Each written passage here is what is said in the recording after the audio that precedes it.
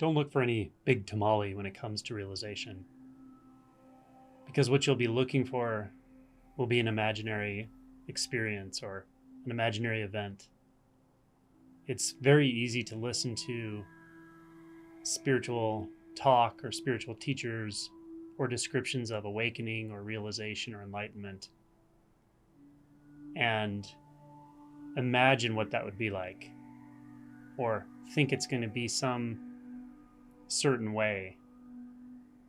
And the mind will always take an image like that and turn it into a fixed expectation, which by definition won't be right. Not because you don't deserve it, not because it's not already there, not because realization isn't real or enlightenment isn't already the case, but because the mind will fix an image and turn it into something static. And then it will compare its subjective experience of being the thinker to that expectation, to that static image. And that comparison feels like doubt. So what'll happen then, or what often does happen, is our attention will be on doubt and we won't realize it. And then we'll continue to look inside the doubt using the mind and try to find the proper image, try to find the image that we've convinced ourselves is what enlightenment is or will look like. So the simplest way to explain why this doesn't work is that enlightenment isn't a certain way. It follows no specific rules or paths. It has no exact image. Images can form, sure, but reality doesn't ever fixate.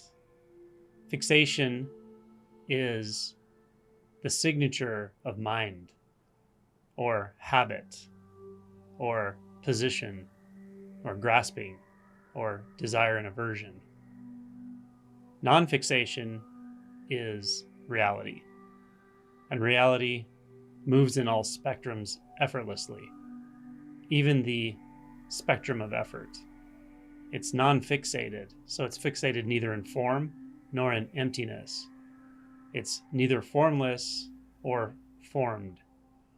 It's neither standing still nor moving.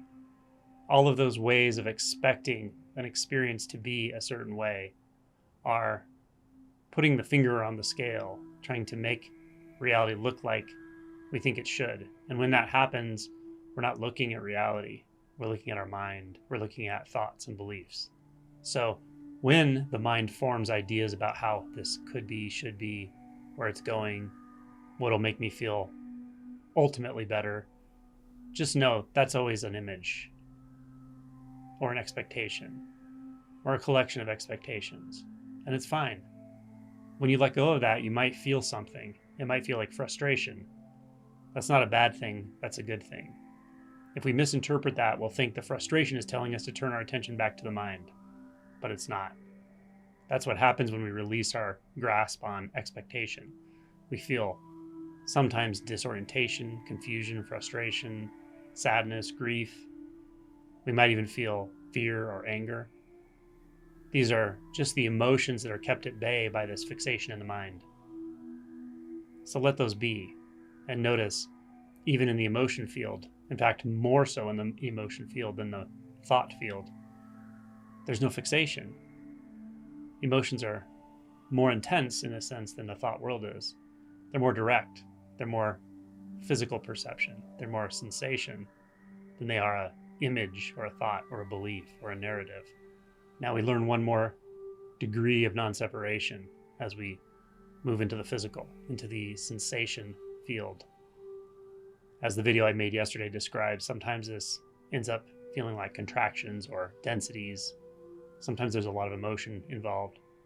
But ultimately, things will calm down in that emotion field, in that energetic field, as the channels open, as the body-mind relaxes. And we start to access the unconditioned.